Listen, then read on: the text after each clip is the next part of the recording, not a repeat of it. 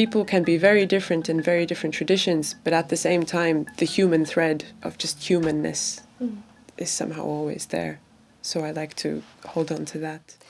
Welcome to Uncovering Music IDs, a place where stories, sounds, and identities meet.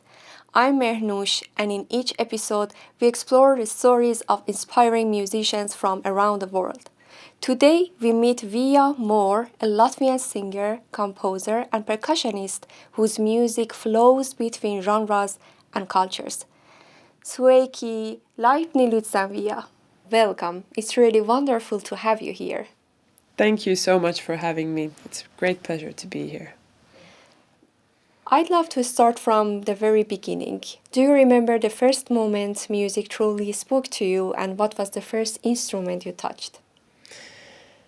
I remember in my childhood, when I was around like 4 years old maybe, I would really love to sing, and it would make me somehow really emotional in a way, like almost bring tears to my eyes, but just purely from the way of expressing.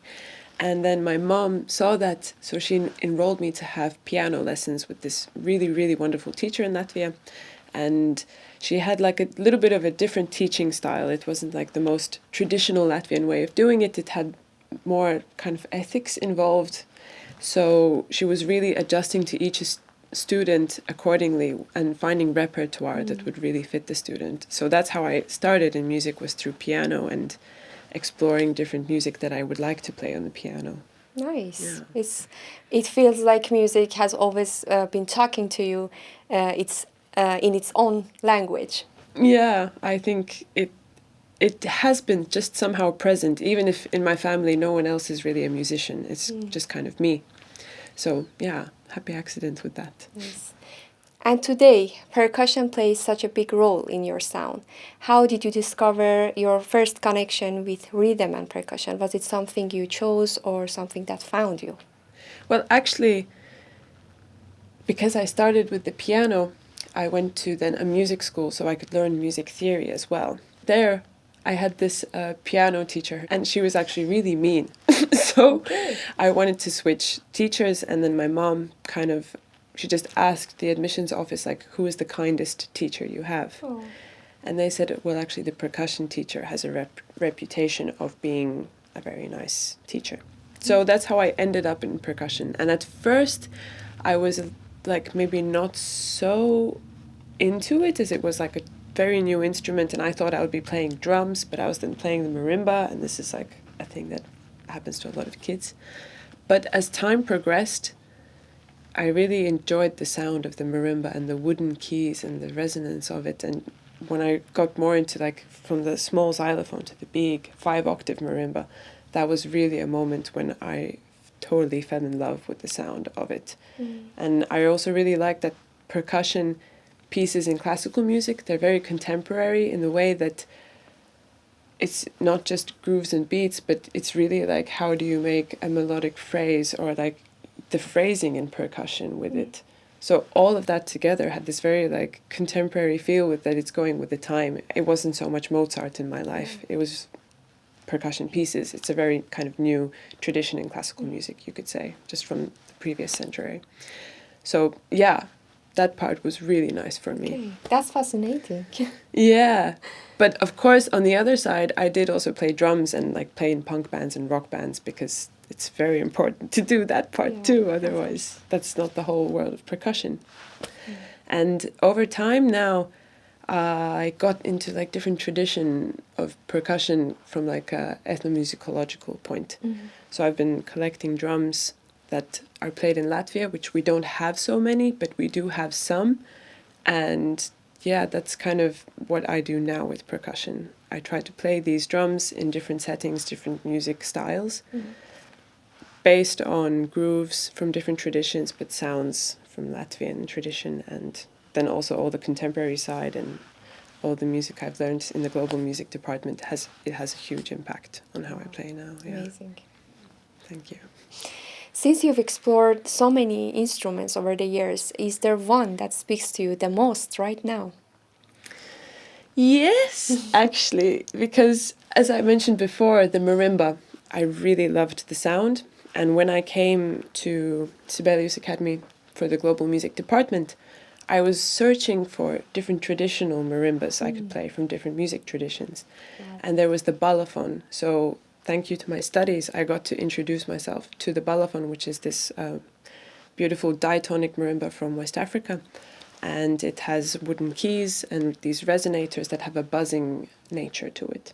So the sound it's not just a pure like wah sound, but it has some soul and character in it, and the whole tradition behind it as well, how it's played with storytelling, and the left hand is doing the bass line, the right hand is just improvising and going around. So this has been a world I've been really like diving into more deeply since the beginning of my studies, and I had the great opportunity to do a field trip in Benin to learn Amazing. the Balafon with a Malian Balafon player who comes from a family of this great heritage, because they pass it down from generation to generations in like within the family tree. So yeah, it's a whole world on its own, and I've been exploring it and learning it, and also kind of playing it in my own way, not so much sticking maybe to the tradition, but interpreting it in my own ways. It's really amazing how this program gives you this freedom to explore more and go deep in new styles and new instrument exploration.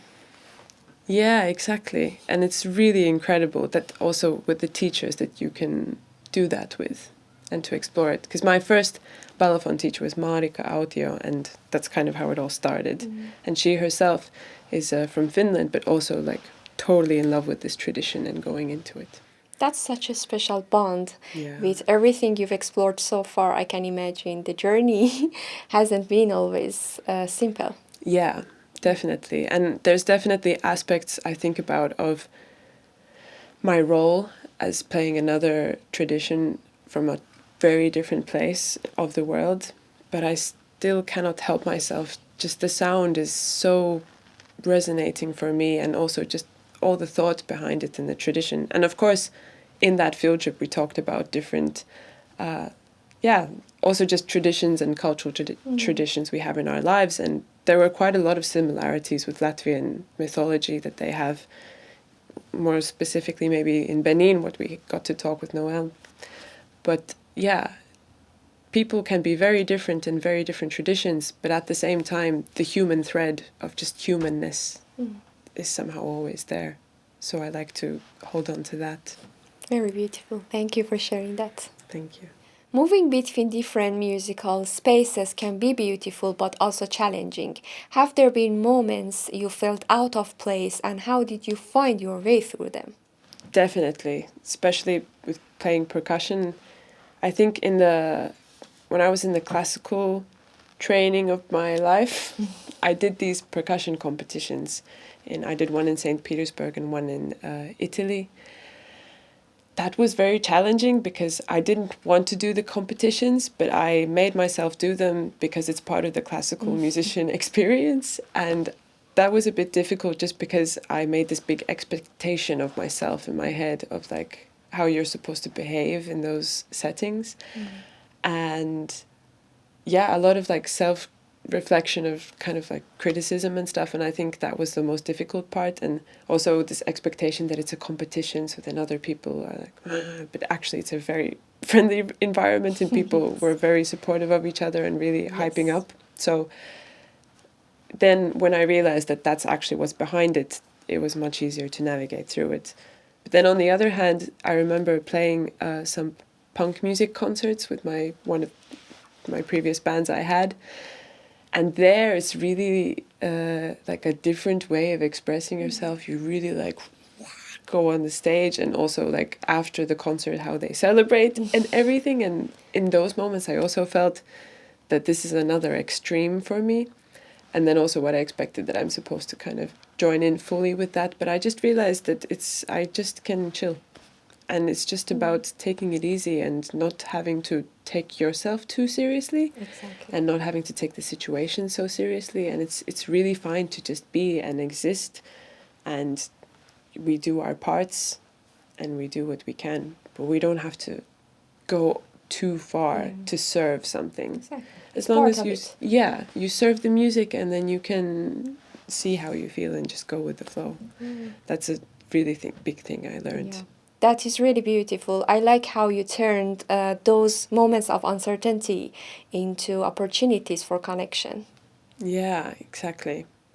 And speaking of identity, you carry both Latvian and Australian roots. How have these two worlds shaped your music? Yeah, that's a really good question actually, because realistically, the Latvian side has actual like music content that has come into my life more. I think in Latvia in general, because we are the people of the land, then we have so much connection with how we live our life with the nature and how we celebrate it through song and dance. In Australia, it's a little bit different because my Australian side is not Aboriginal. It's more connected to the colonial side of it. Okay. So I haven't really had that direct connection with Australian music from that kind of point of view. Okay, interesting. It sounds like living between these two cultures really has shaped your openness and creativity. Yeah, definitely. I think if you live in a home where there's two really different worlds coexisting at the same time, you're like swimming between them all the time. But of course, my parents, they really appreciate each other's cultures. There's never any like one is better than the other. They each have their own richness, but in very like different aspects that they actually fill in the gaps for each other. So that has also been very interesting with this Latvian very rootedness, but then with the Australian side of like the openness. So I really like that actually. Beautiful, thank you. Vija, I had the chance to be at your master concert, which you collaborated on with a friend. And I was amazed how creatively you designed the scene using space, visuals, and sound, not only to perform music, but tell a story. Would you like to share a bit about that concert? Yeah, thank you. It was a big project for me actually. I did it together with Kert Tambet. She's from Estonia. She also studies in our department. And we did a community project together at Sofia Lehto Activity Center here in Helsinki. And it's basically an activity center with different multisensory therapies for people with developmental and cognitive disabilities. So 2 months we were going and working with this one percussion group and doing music with them. And then this concert, we composed the whole concert, because it's not just the songs, it's the wholeness of it, about that experience. And what we found is that there's like participatory music, where you get, the main aim is to get people to participate. And then there's presentational music, which is like here on a stage, you're the audience and you watch. So in that concert, we wanted to find something in between. Like it was still a presentational concert in the end. It's not expected for the audience to be singing with us all the time. But we wanted to find these ways, like what we had used in those sessions at Sofia and Lehto, what were the essences of that to bring it to the concert. So that's why we came up with this stage setup where each musician was like on their own station, audience sitting amongst us, and then we were trying to use moments that we could interact with the audience without disturbing their peace somehow, with like making them do too much, but still letting them feel the resonances, the sounds, the exchanges that are happening between us in the musicians.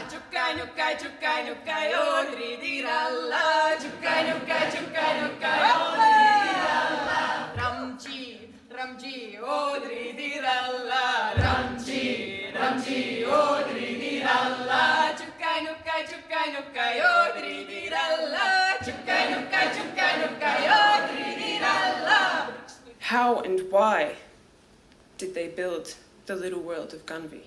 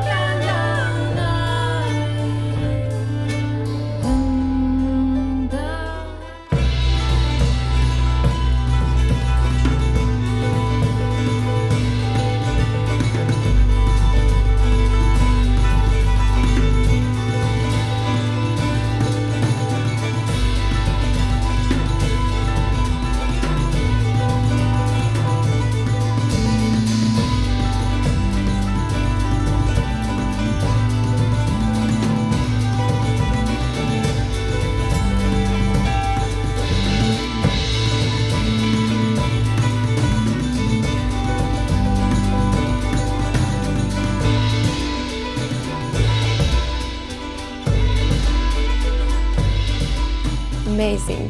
What role does storytelling play in your creative process? I would say storytelling plays a really big role. I think part of it is with my background of working a lot in theatre and collaborating with people in theatre, and how important narrative is in everything. And if there is no narrative, then it's like, what are we doing with the material we have, whatever artistic form of expression. So I really enjoyed to tell the stories, also to kind of include the audience, to make sure that the listener is on the same page and the listener is taken care of in some way. And speaking of your music, it's the perfect time to listen to it. What would you like to share with us today? I would like to play an instrumental piece that I have composed for the Balafon. And I tried to use the tradition of the left hand that is all the time keeping like kind of a bass line, and the right hand is going through the melodies, but it's important to find the balance between the two patterns to create like a third voice through it. So in this piece, I kind of explore in and out of this pool of the patterns exchanging with each other. I really like the never-ending pattern of it and the groove that goes forward. So Okay, great. Let's listen to it. yeah, let's go.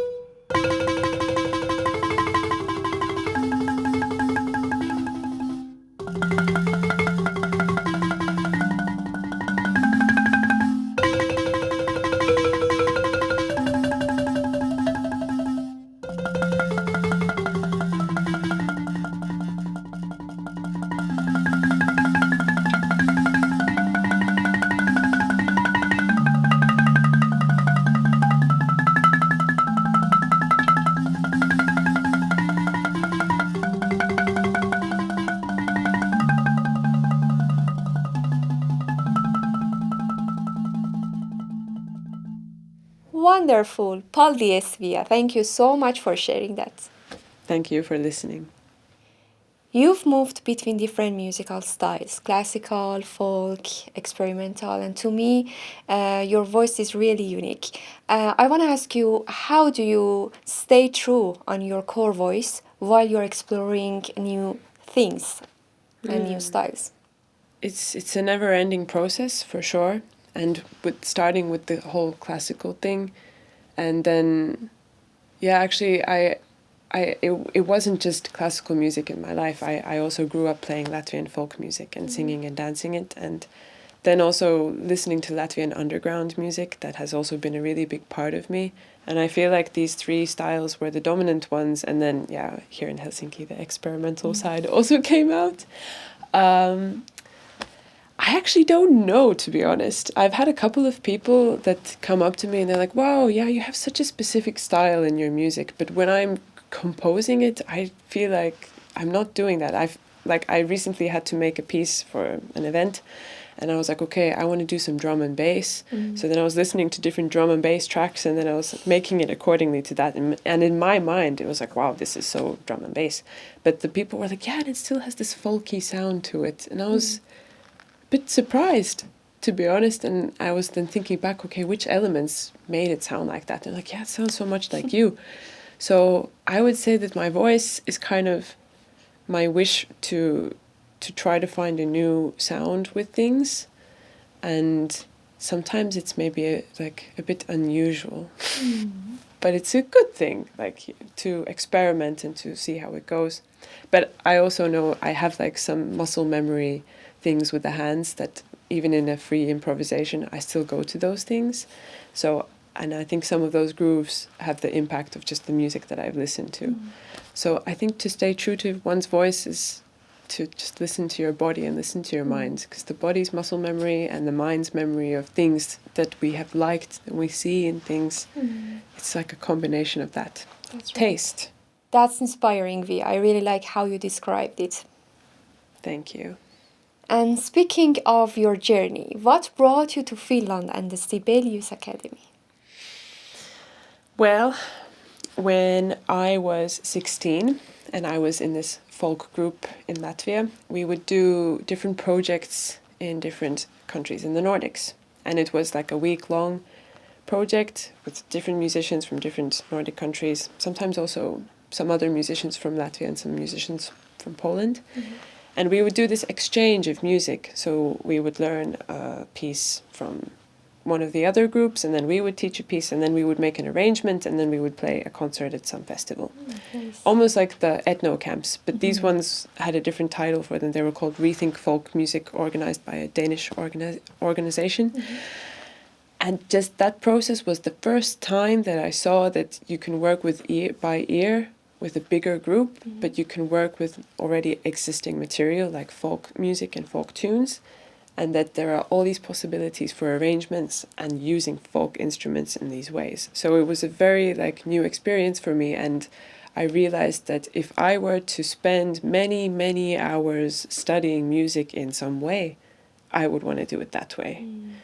And I was in that classical world at the same time too, so it was very special. But then I found out that there's global music as a thing that you can study, because I was thinking I don't want to study just one country's tradition, so specifically I want to have a mixture and to have this cultural diversity mix of getting to meet musicians from different traditions, just to have the most rich exchange. Yes.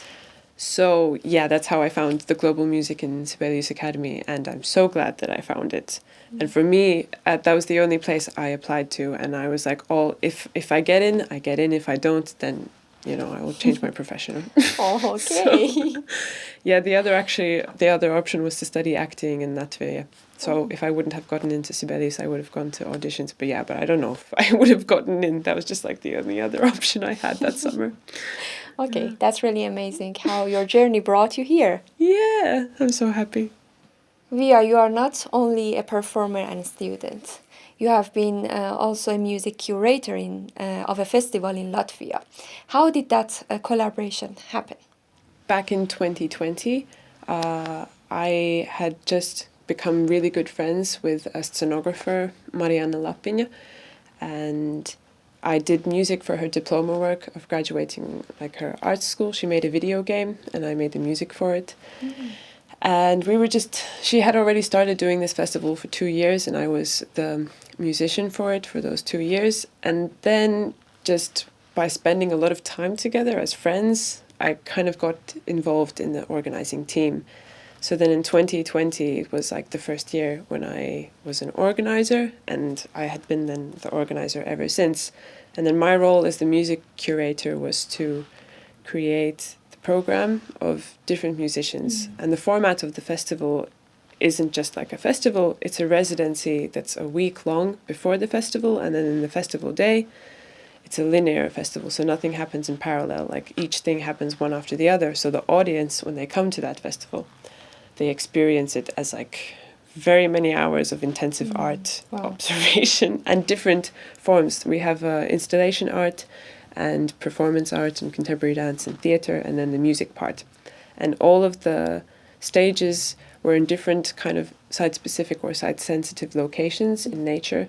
So we had one performance actually in the tree of a trio, synthesizer trio, and they were up in the tree, and then they prepared a whole new like concert during that week. So the name of the festival is Op de Jons, and it has definitely had a really big impact on the way how I do art and see the potential of collaborations with other artists from different fields and how to use the space. Wow, amazing. That's such an inspiring project. Speaking of visions, what are you dreaming about next? I'm dreaming now about continuing the collaborations I have so far and the projects that have been ongoing, and to see them flourish in a whole new way. There are like 2 new albums in the making now, one with Niels Lens, and then also one with Tell Your Birds. We're composing new stuff. So I really want those to go forwards and to carry and to go into the world. I also wish to continue developing my solo. It's not like a big goal I have driving forward of like becoming a solo artist, but it's just I've gotten invited a couple of times, and now this month as well there's quite a few things. So I want to continue developing that, and I'm finding ways to make the percussion a thing and make the balafon a thing, and slowly incorporating my voice more and more as well.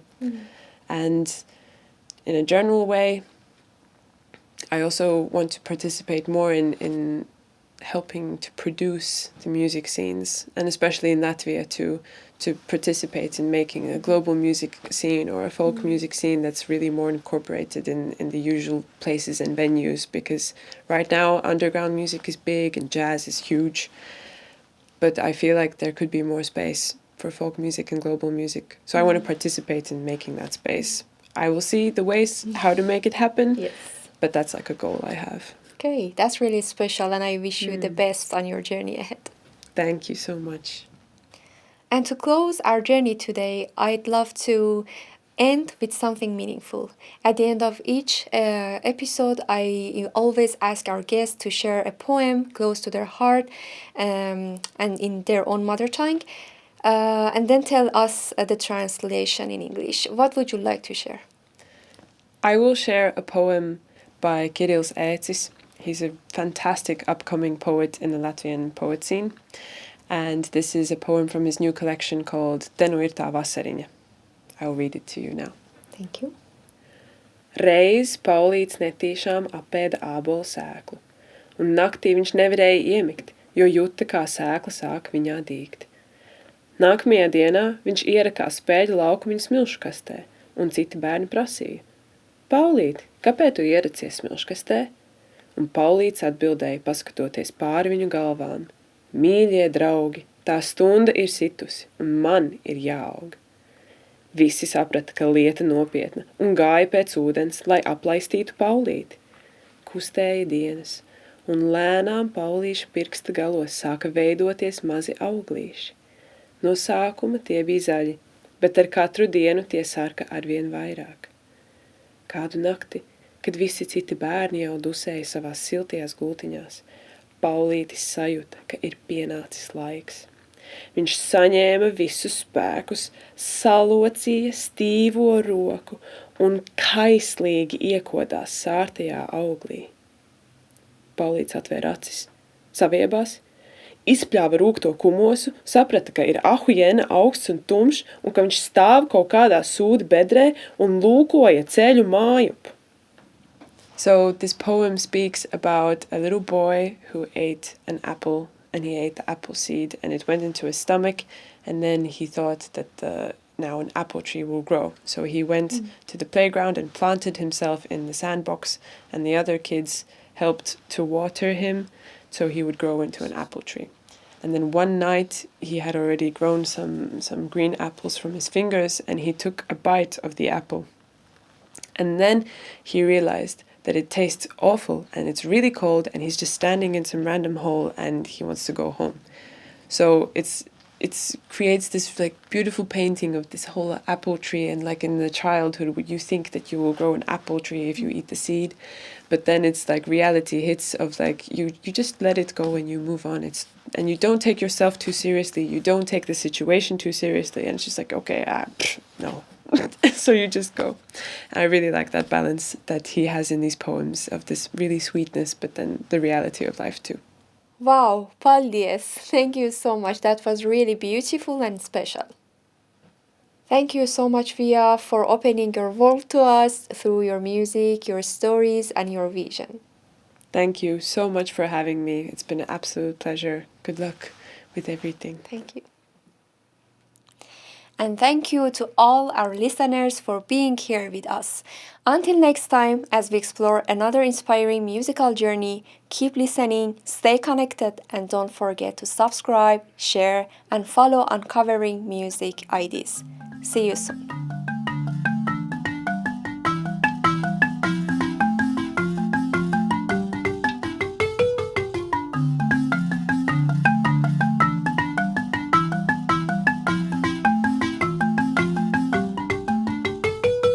Vasariņa.